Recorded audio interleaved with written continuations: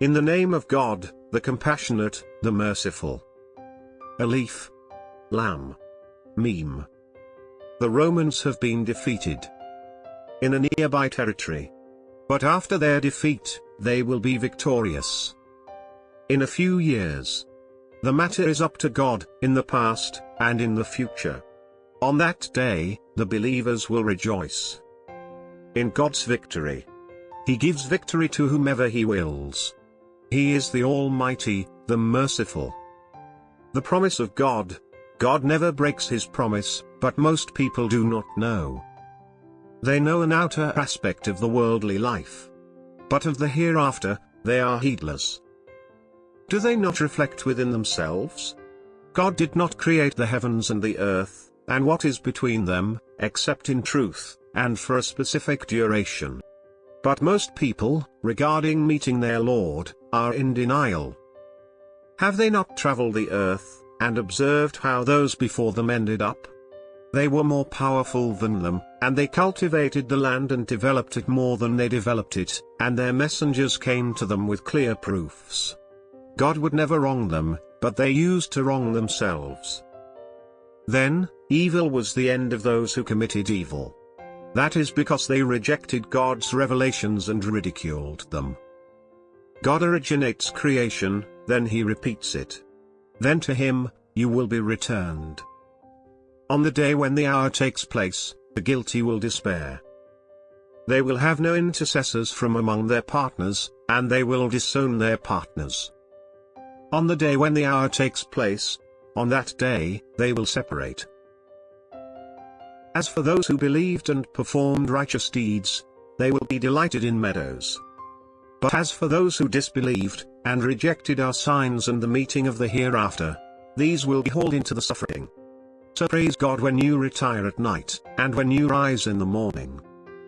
His is the praise in the heavens and on earth, and in the evening, and when you reach midday.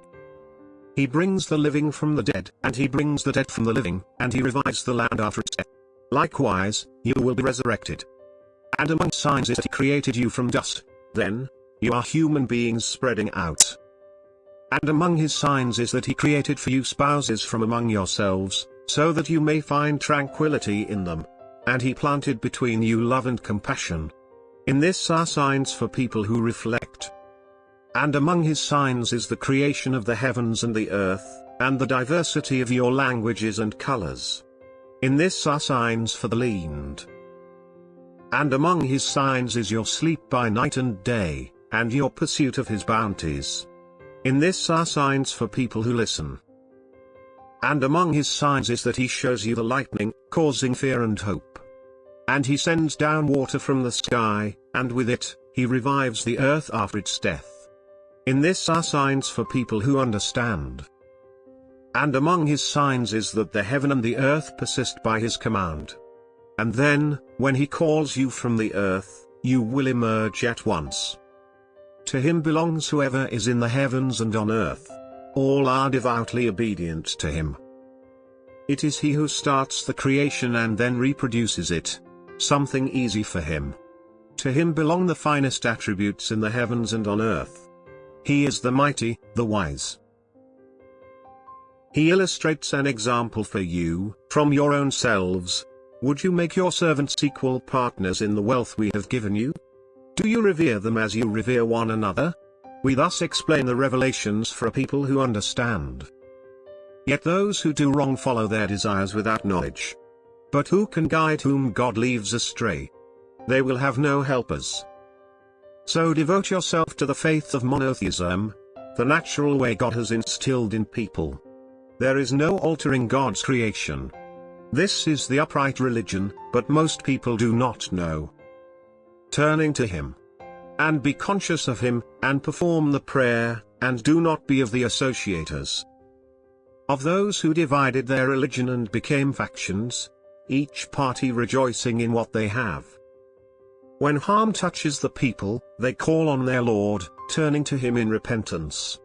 But then, when He lets them taste of His mercy, some of them attribute partners to their Lord.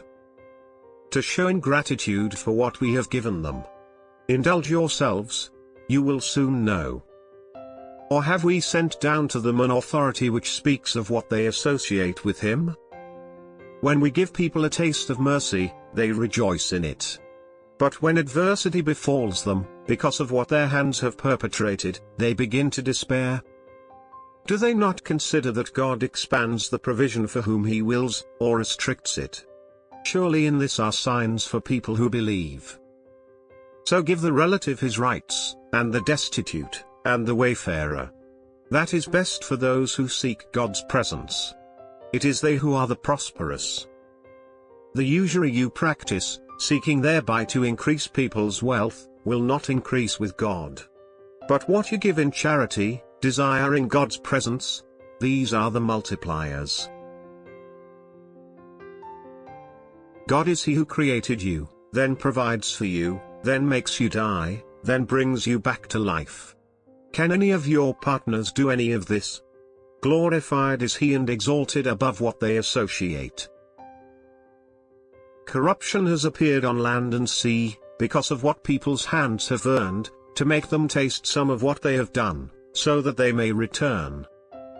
Say, travel through the earth, and observe the final fate of those who came before. Most of them were polytheists. So devote yourself to the upright religion, before the coming of a day from God that cannot be repelled. On that day, they will be shocked. Whoever disbelieves, his disbelief falls upon him. And whoever acts righteously, they are preparing for themselves, so that he may reward those who believe and do good deeds, out of his grace. He does not let the unbelievers. And of his signs is that he sends the winds, ushering in good news, to give you a taste of his mercy, and that ships may sail by his command, and that you may seek of his bounty, and that you may give thanks. We sent messengers to their people before you, and they brought them clear proofs. Then we took revenge on those who were guilty. It is incumbent on us to help the believers. God is he who sends the winds. They stir up clouds. Then he spreads them in the sky as he wills. And he breaks them apart. Then you see raindrops issuing from their midst. Then, when he makes it fall upon whom he wills of his servants, they rejoice. Although they were before it was sent down upon them, in despair. So observe the impact of God's mercy, how he revives the earth after its death. That is the reviver of the dead, and he is capable of all things. But if we send a wind, and they see it turning things yellow, they would continue thereafter to disbelieve. You cannot make the dead hear, nor can you make the deaf hear the call when they turn away. Nor can you lead the blind out of their misguidance. You can make none hear, except those who believe in our messages and are submitters. God is he who created you weak, then after weakness gave you strength, then after strength gave you weakness and gray hair. He creates whatever he wills. He is the knowing, the able. On the day when the hour takes place, the guilty will swear they had stayed for only an hour. Thus they were deluded. But those endowed with knowledge and faith will say, you remained in God's book until the day of resurrection. This is the day of resurrection, but you did not know. On that day, the excuses of those who did wrong will not benefit them, nor can they make amends. We have cited in this Quran for people every sort of parable. And even if you were to bring them a miracle, those who disbelieve would say, you are nothing but falsifiers.